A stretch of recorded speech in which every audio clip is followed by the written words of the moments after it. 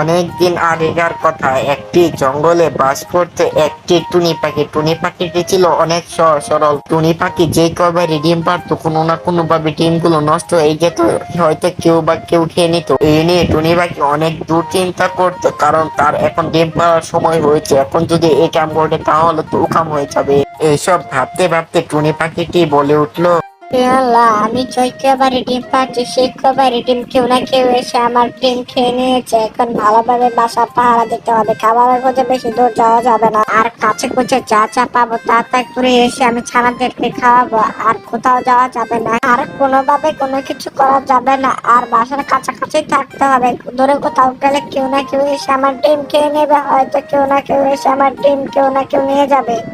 আর এখন খাবারের খুঁজে যাই, খাবার খুঁজে নিয়ে আসবে। এখন তো খিদে লেগেছে, খাবার সংরক্ষণ করে রাখতে হবে খানা দেওয়ার আগে। এইসব কথা বলে টুনি পাখিটি চললো খাবারের খুঁজে বনের মধ্যে।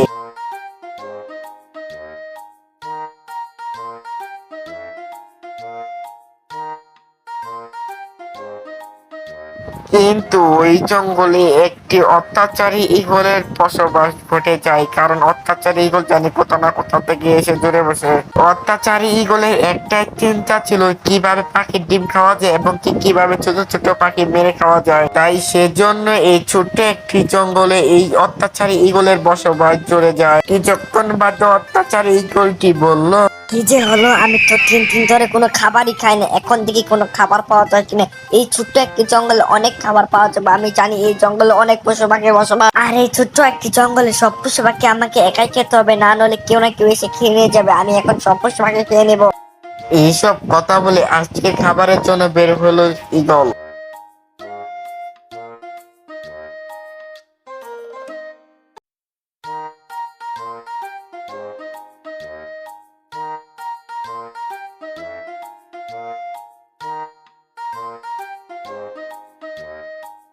চিলটি যেতে যেতে ভাবলো, আজকে যদি চোরের মাংস পাইতাম তাহলে অনেক ভালো হতো। আজকে দেখি কোনো চোরের পাখির বাচ্চা পাওয়া যায় কিনা। চিলটি এসব উদ্দেশ্য করে বনের মধ্যে পার হলো খাবারের খুঁজে, চড়ুই পাখির মাংসর খুঁজে।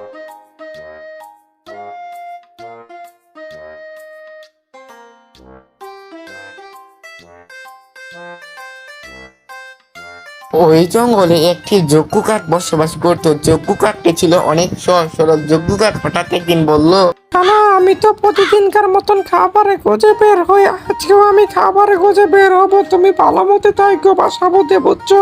আর ছানা, আমি একটু দূরে খাবারে খোঁজে বের হবো, তুমি বাসার দিকে যেও না কিন্তু। আমি বাসা মধ্যে থাকবো, বুঝছো? আমি আসলো তারপরে তুমি বাসা থেকে উড়াল পারবার জন্য নিয়ে যাবো। মা, তুমি বেশি চিন্তা করো না, তুমি তাড়াতাড়ি করে খাবার খুঁজে নিয়ে আসো, আমি তোমার জন্য বাড়িতে বসে থাকবো। কালু বাবা, আমি তাহলে চাই তুমি বাসা মতোই থাকো, আমি তাড়াতাড়ি করে ফিরে আসবো, যত তাড়াতাড়ি করে ফিরে আসতে পারি আমি। কালু বাবা। কাকটি চললো বনের মধ্যে খাবারের খুঁজে, আর কাকটি বলে গেল তার ছানাকে যে যেন তাড়াতাড়ি করে ফিরে আসি, কারণ সে আজকে দূরের মধ্যে খাবারের খুঁজে বের হবে।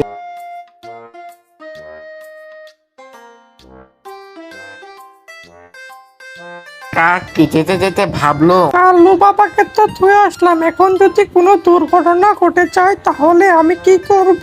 অনেক দূরে তো খাবারে খুঁজে বের হচ্ছে, এখন যদি সন্ধ্যার আগে যদি ফিরে না আসতে পারি, কাল্লু বাবাকে তো একাই বাসা পথে রেখে দিয়েছি। আমার শুধু কাল্লু বাবার কথাই মনে পড়তেছে। এখন যদি কাল্লু বাবার সাথে কোনো কিছু হয়ে যায়, কেন জানি মন সায় দিচ্ছে না। এখন যে কি করি?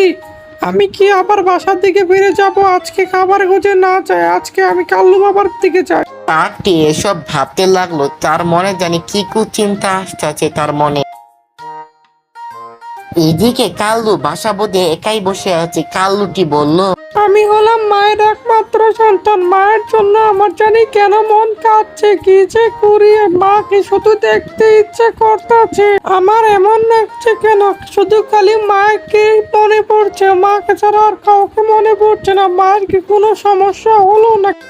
হঠাৎ করে ওই লুবি চিলটি কাকের বাসার দিকে আসতে লাগলো।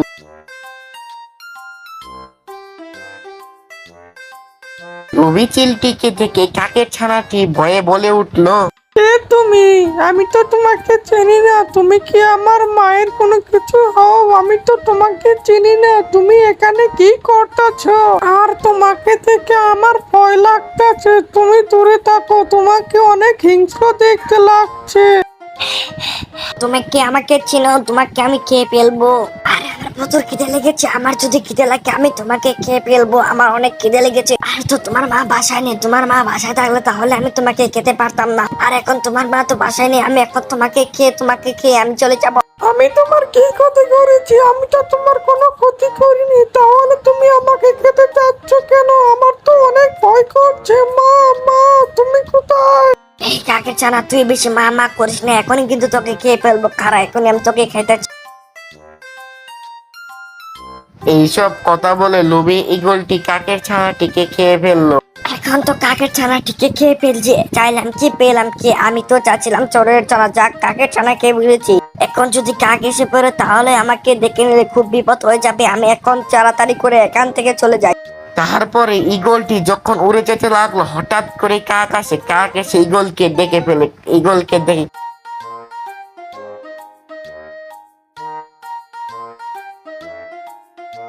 কাকটি যখন বাসায় এসে তার ছানাকে না দেখে বলল, এ কে? আমার ছানা মনে হয় ওই ইগলটি এসে খেয়ে নিয়ে গেছে। এখন কি যে করি? তার লিগে তো আমার মনটা ডাকলো। এখন কি যে করি? কি করি হোক, আমার ছানা হত্যার বিচার নিতেই হবে ওই ইগলের কাছ থেকে। কারণ আমি ইগলকে আমার বাসার থেকে যেতে দেখেছি। যাই থেকে টুনির কাছে, টুনির কাছ থেকে কোনো বুদ্ধি পরামর্শ করে আসি।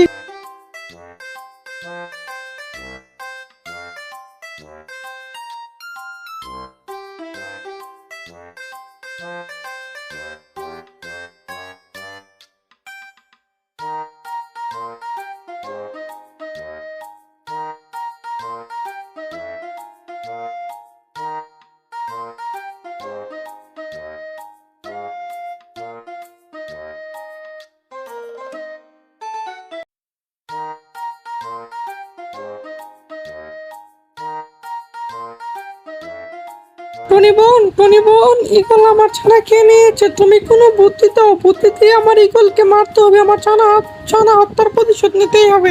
ঈগল তোমার ছানা খেয়ে নিয়েছে। তাহলে শুনো, আমার মাথায় একটা বুদ্ধি আছে। বুঝতে পারছো তাহলে আমার বুদ্ধিটা?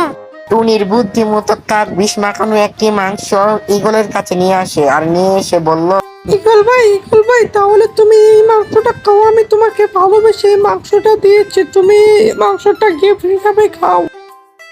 ঈগলটি কোনো কিছু না ভেবে খেয়ে সেখানে মরে গেল। তারপর থেকে সেই জঙ্গলে সবাই সুখে শান্তিতে বসবাস করতে লাগলো।